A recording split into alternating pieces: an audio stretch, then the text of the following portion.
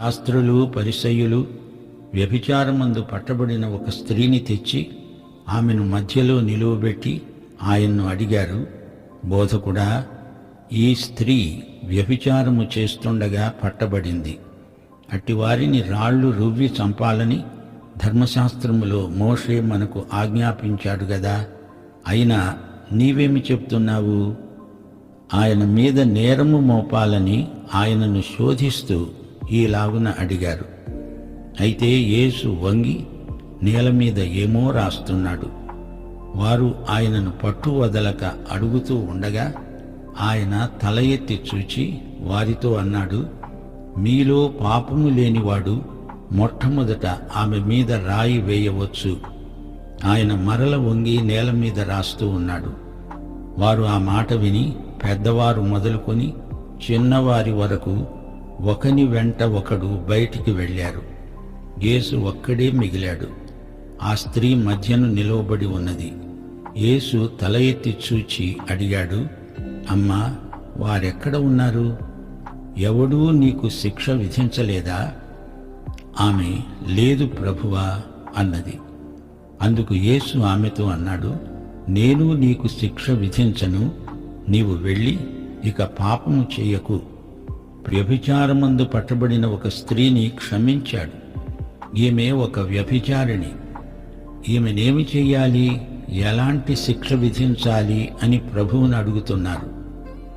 అప్పుడు మతనాయకులు ఏమి చేశారో చూడండి. ఒక స్త్రీని లాక్కొచ్చారు. నీచమైన అసభ్యమైన పని అది. దేవాలయానికి బయట అంతా కలవరం కలకలం. ఆమెను నేల మీద పడేసి పశువును లాక్కు వచ్చినట్లు తెచ్చి అక్కడ పడేశారు. జనసమూహానికి ఇదేమిటో అర్థం కావటం లేదు. ఆమె తల రేగి ఉంది, బట్టలు చిరిగి ఉన్నాయి. మతాధిపతులు ఆమె పట్ల దురుసుగా, మోటుగా, క్రూరంగా ప్రవర్తించారు. ఆయన బోధిస్తున్నాడు. చాలామంది వింటున్నారు. అకస్మాత్తుగా ఒక స్త్రీని తెచ్చి అక్కడ పడేశారేమిటి? ఈమె వ్యభిచారము చేస్తూ ఉండగా పట్టుకున్నాము అంటున్నారు. ఆమె అపరాధి, పాపం చేసింది నిజమే.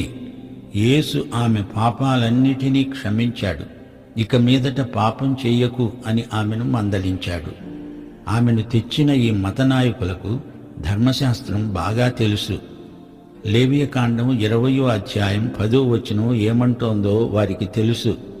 పరుని భార్యతో వ్యభిచరించిన వానికి, అనగా తన పొరుగువాని భార్యతో వ్యభిచరించిన వానికి, ఆ వ్యభిచారిణికి మరణశిక్ష విధించాలి. ఆమెతో వ్యభిచరించిన ఆ పురుషుడేడి? అతన్ని వారు తేలేదు గనుక ధర్మశాస్త్రాన్ని, న్యాయాన్ని అమలు పరచటంలో వారికి శ్రద్ధ లేదు, ఆసక్తి లేదు అని తెలుస్తోంది. వారి ఉద్దేశ్యమే వేరు. ధర్మశాస్త్రం చెప్పింది సరిగానే ఉంది, అందులో ఏ లోపమూ లేదు. ఇదంతా యేసును చిక్కులో ఇరికించే ప్రయత్నం. ఈయన మోషే ధర్మశాస్త్రానికి వ్యతిరేకంగా తీర్పు చెబుతాడా? ధర్మశాస్త్రం చెప్పిన దానికి ఈయన ఎలాంటి అర్థం చెబుతాడు? ఈయనలో తప్పు చిక్కించుకొని ఆయనపై నేరం మోపాలనే ఉద్దేశ్యంతో ఆ సన్నివేశాన్ని వీరే కల్పించారు. ఆ స్త్రీని రాళ్లు రువ్వి కొట్టి చంపాలని వారు రాలేదు. యేసును రాళ్లతో కొట్టి చంపడానికి వారంతా సిద్ధపడి వచ్చారు. మనిషిలో ఏముందో ఎవరూ ఆయనకు చెప్పనక్కర్లేదు. ఆయనకంతా తెలుసు. ఇదంతా చూస్తున్న వారికి ఆమె మీద జాలి లేదు, సానుభూతి లేదు.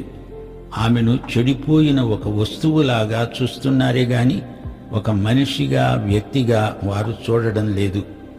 అప్పుడు యేసు వంగి నేలపై ఏమో రాస్తున్నాడు. ఆమె వైపు చూడలేదు. ఆమెను తెచ్చిన ఫిర్యాదుదారుల వైపు ఆయన చూడలేదు. నేల మీద ఏమో రాస్తున్నాడు. యేసు రాస్తున్నది ఇక్కడే చెప్పబడింది. ఆయన ఎక్కడా ఏదీ రాసినట్లు చెప్పబడలేదు. గాని ఈయనను గురించి ఎన్నెన్నో గ్రంథములు రాయబడ్డాయి. దేవాలయ ప్రాంగణంలో నేల మీది ఇసుకలో యేసు ఏమో రాస్తున్నాడు. ఇసుక మీది రాత గాలికి చెదిరిపోవచ్చు, జనం తొక్కితే చెరిగిపోవచ్చు. ఇంతకు యేసు రాస్తున్నాడు. మనకు తెలీదు ఏమి రాస్తున్నాడో.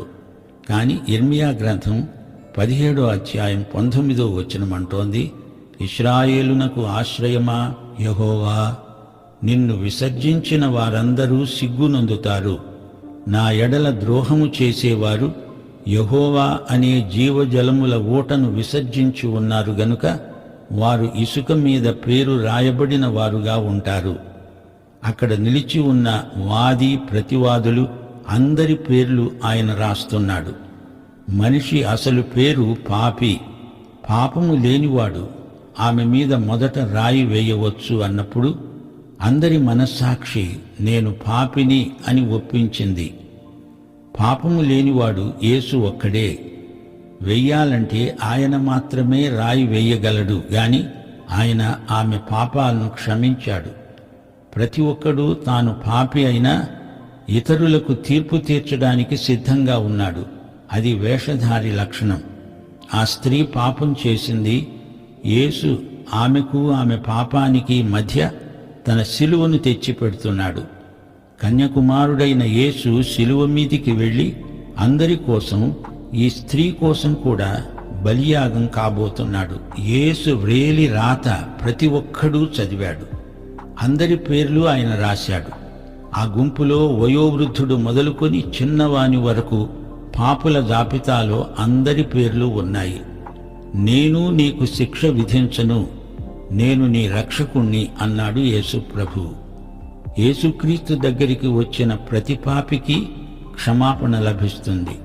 మనిషి పాపక్రియలు చేయబట్టి పాపి కాడు గాని తాను పాపి కాబట్టే పాపాలు చేస్తున్నాడు.